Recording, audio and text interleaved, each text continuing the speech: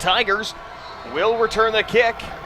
And back for Fort Hays is Ed Smith and the all-star O.J. Murdoch. Ivan Nisevich to kick off for the Ichabods as the homecoming game and Oktoberfest culminate with the kickoff. And this will go in the direction of Murdoch. Takes it from the 10, and Murdoch up just past the 20-yard line, and a big hit put on by a host of white jerseys. Fort Hays State comes into this game, like you mentioned, Travis, 3-1, 1-1 in conference play versus a Washburn team that was preseason top 15 and are now 1-3 and 0-2 in conference play, but they've played one of the most difficult schedules in all of Division II college football, and that 1-3 might be a little deceiving to some. It is. This is probably going to be the best 1-3 team in Division II that anybody's going to be able to see.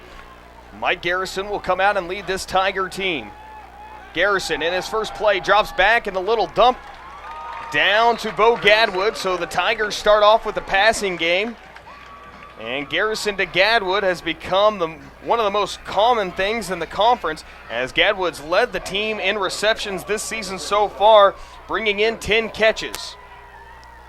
One thing to note, it does not look as though O.J. Murdoch is on the field at this point. He may have taken quite a big shot on that last kickoff. Tigers go into their normal spread formation as Garrison in the shotgun, Walker to his left. And they'll hand it off to Walker, and Walker goes into the teeth of the toughest rushing defense in the conference and picks up nearly 1 yard. Guy, you mentioned it, this Washburn defense only allowing about 67 yards on the ground per game. So Fort Hays, if they want to have success, they're going to have to get that rushing attack going because you could throw the ball on this team. They're giving up over 300 yards passing. So our first third down play for Fort Hays, and they were not successful last weekend in Emporia as they only converted on 4 of 14 on third down, working with 3rd and 2 from their own 29-yard line. Garrison backs up. He's got room to work with, and he'll just pick it up on the ground, and he picks up the necessary yardage to grab the first down of this game. That's really one of the assets that Mike Garrison brings to this team is his ability to scramble, find open running lanes, and pick up first downs. Garrison averaging just under 50 yards on the ground, 3 touchdowns this year, so not the most fleet of foot quarterbacks, but one who can maneuver around in the pocket. And the Tigers pick up their first down, working now from their own 37-yard line. Garrison waits in the pocket. He'll go ahead and scramble this time.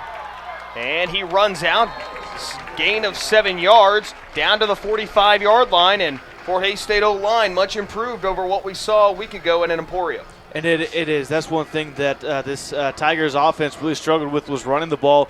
This week there's a little bit of mix-up on the offensive line.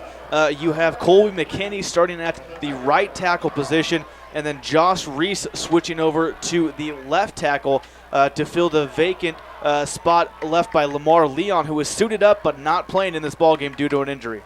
They mentioned a bruised toe or turf toe on Leon's left foot, so Fort Hays State will press on without him.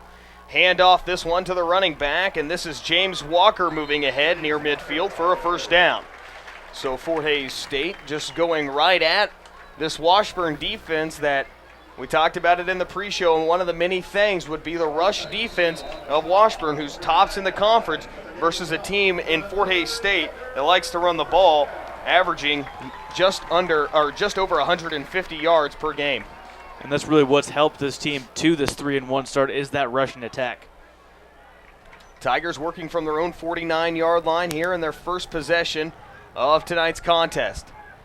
Garrison with the fake. He's got pressure for the first time, steps up in the pocket and tries to tip it off and just rims out of the hands of James Walker. And that's a play we've seen him do many a times here at Lewis Field so far this year. And that's one of the things that James Walker brings to this offense, is his ability to find little gaps in the offense or in the defense and just sit there and wait for Garrison. If he gets into trouble, he knows where to look for James Walker, and he's been able to take it to the house at least once.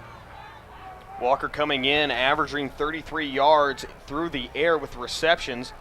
and just 12 catches on the season. Garrison back to another straight pass and underneath to Bo Gadwood, and the Tigers not really trying to press the field, but are taking what this Ichabod defense is giving. And both completions so far have come to Bo Gadwood right across the middle. And with that last completion, Mike Garrison now moves into third all-time in Fort Hays State history with 360 completions for his career in just about a year and a half, really. So Fort Hays State pressed with another third down situation on the 45 of Washburn as they move into Ichabod territory. Washburn working with their 3-4 defense. They'll modify it and go down to a 4-4. Fakes the handoff. Garrison rolls near side. He finds an open receiver, and that's O.J. Murdoch. And a big catch by the senior from Tampa as the Tigers just continue to move down the field.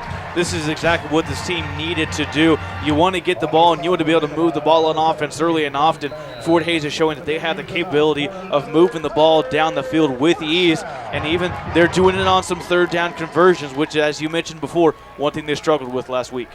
So 1st and 10 now on the 22-yard line of Washburn as Fort Hays State has just continued to churn out positive yardage on this drive. A new-look team compared to what we saw a week ago on the field. Tigers hand this right off, and James Walker into the teeth of the Washburn defense. He moves all the way inside the 10-yard line down to the 5, and a great job by the left guard, Hawk Rouse and Paul Nelson at center, opening up a big gap and letting Walker roam through there. And that's a great thing to see on a play like that. Whenever James Walker has running lanes to get right up the middle of the field, he can be very dangerous. As we just saw there, he had a nice running lane, picked up a big chunk of yards, and was able to put this team in great scoring position. Tigers working on their 10th play. This drive started at their own 22-yard line. 5 minutes so far and a really long, methodical drive put on by Fort Hays State. Garrison fakes the handoff, does a little dipsy-do, and he'll get into the end zone. Touchdown, Fort Hays. Mike Garrison with his 4th rushing touchdown. And Fort Hays State jumps out to an early 6-0 lead here at home on their first drive. And you want to talk about swinging momentum. You would think that early whenever Fort Hays goes on that kick return and you have the big hit laid on O.J. Murdoch. I looked over at the Washburn side of the ball, and on their sideline, their whole sideline was going crazy. The coaching staff was pumped, and now Fort Hays comes out and just drives the ball down the field, putting up 7 points already to take the early lead. This could be a sign of some very good things to come from this Fort Hays offense. And Kimbrough boots it through, so 7-0 our score here at Lewis Field Stadium in an electric environment and one of the most important games in Fort Hays State history in the past 10 years. We've mentioned it several times through our broadcast. Now, Fort Hays State football had a dark period there in the mid-2000s, but this year with so much expectations on a senior-laden team and a team that comes in Washburn thinking they have an opportunity of getting back on the horse and trying to make some sort of postseason out of the season that they had so much promise in. This is a game that both teams circled on their schedule.